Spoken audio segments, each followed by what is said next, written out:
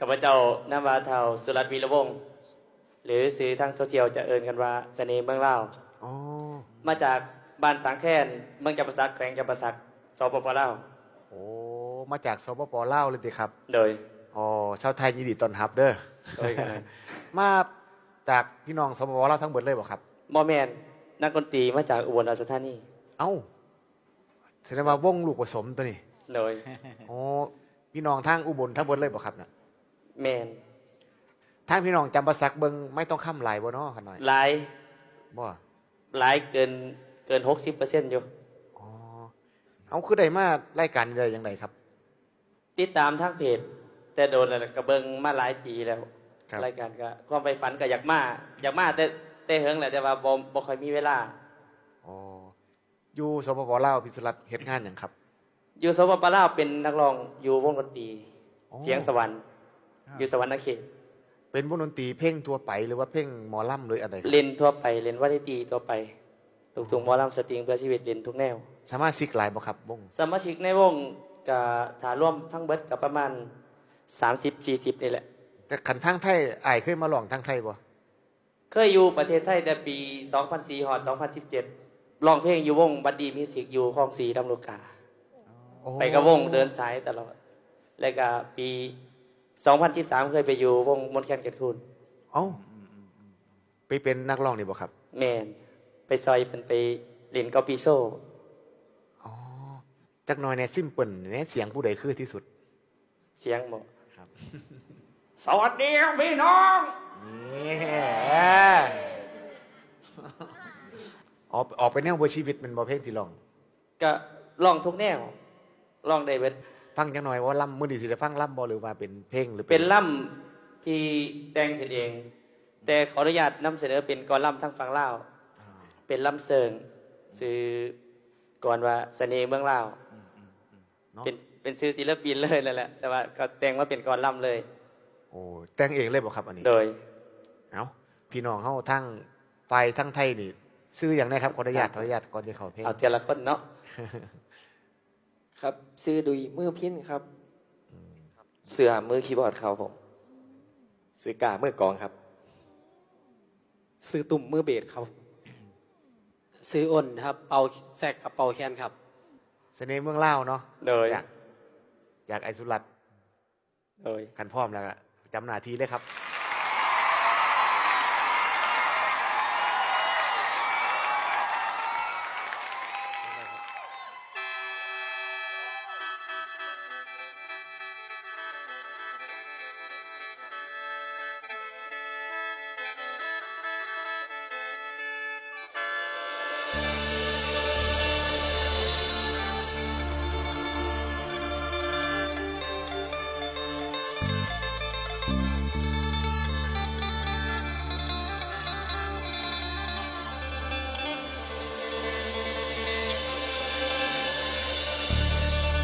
โอ้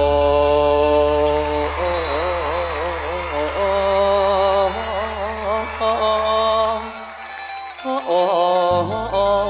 โอ้โอ้โอ้โอ้โอ้ละนาสบายดีบ่พี่น้อง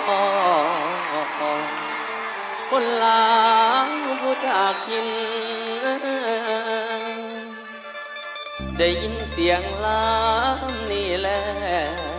ว เมื่อยามมาเจ้าแน่เด้อโอ้ยลานา เ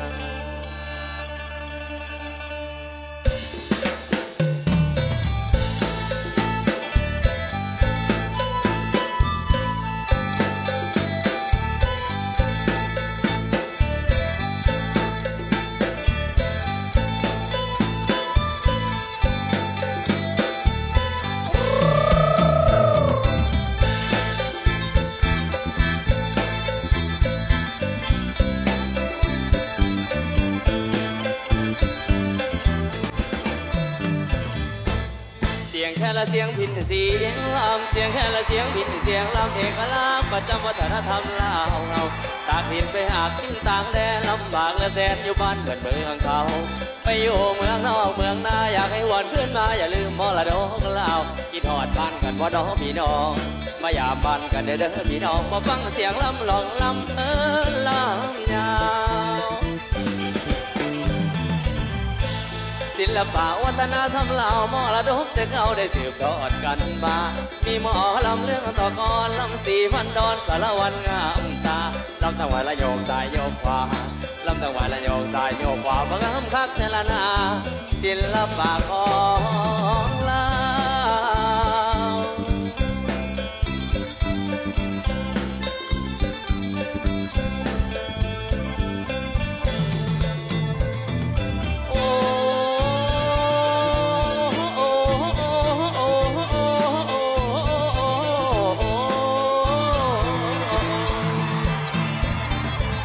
เสน่ห์ของเมืองลาวไปเห็นแล้วก็อยากหนี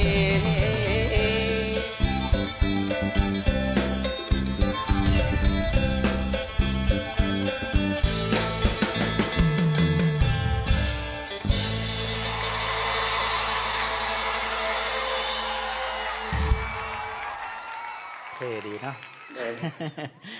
คำว่าเท่ในที่นี้ไม่ได้หมายถึงเฉพาะตัวคนนะครับองค์รวมทั้งหมดเลย วันนี้ที่ภาพที่มองจากจุดนี้ไปเนี่ยชอบที่สุดก็คือวงภาพของแบรนด์ดูเท่มาก มีพินแคนอยู่สองฝั่งคีย์บอร์ดแล้วก็เบสกลองแค่นี้จบเลย เป็นวงที่ลงตัวนะครับ ในความเป็นวง แล้วก็ความเป็นสุรัตน์เนี่ยครูชอบบุคลิกโดยรวม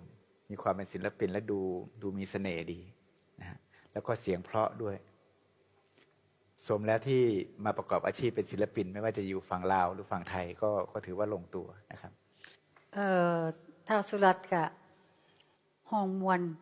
นะคะเบิ่งโดยรวมแล้วกับการดนตรีจังหวะนักเสพรู้สึกว่าเสพสดนี่ได้ถึงใจมักสไตล์นี่เพราะว่าฟังแล้วมันมวนมันลึงเข้าไปในใจฮะนะบัดนี้ก็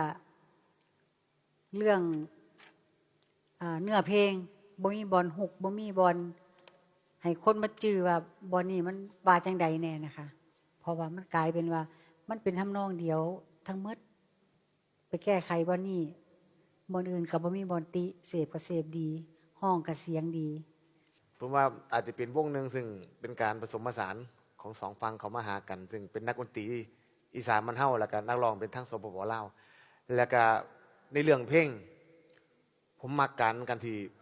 เอาทำนองของตังหวายแน่ผู้ไทยแน่เอาลำวงแน่ผสมผสานในเพลงนี้นะครับก็ผมว่าถือว่าเป็นเพลงที่ดีอีกเพลงหนึ่งมวนดีเป็นทำนองที่เป็นลำวงฟ้อนยังไปได้ดีใจครับที่เห็นพี่น้องทั้งสปปลาวมาเวทีไม่ต้องคำเฮาขอบคุณขอบคุณที่เบิ่งรายการไม่ต้องคำมาเล่าฟังเพจเฮาฝากขอบคุณพี่น้องทั้งสปปลาวนะครับฝากขอบคุณจะได้ก็ฝากพี่น้องเนาะขอบใจหลายๆทีติดตามรายการไม่ต้องคำมาเล่าฟังเพจเนาะก็ติดตามไปเรื่อยๆพี่น้องเนาะเพราะว่าจะมีพี่น้องทั้งคนอีสานคนลาวหรือทุกภาคเนาะที่มาออกรายการนี้เนาะรับรองมีแต่ความมวลเนาะมีแต่ความสุขดีเจน้ำชื่นชมแล้วก็พัฒนาต่อไปผ่านครับผ่านค่ะผ่านครับงดงามมากๆเลยนะครับสายสัมพันธ์ไทยสปป.ลาวสายสัมพันธ์สองฝั่งโขงที่เหนียวแน่นมาตั้งแต่อดีตจนถึงปัจจุบันการร่วมมือกันเผยแพร่และส่งเสริมศิลปะวัฒนธรรมพื้นบ้านในวันนี้ถือว่าคุ้มค่าที่ได้ดูได้ชมจริงๆเลยนะครับ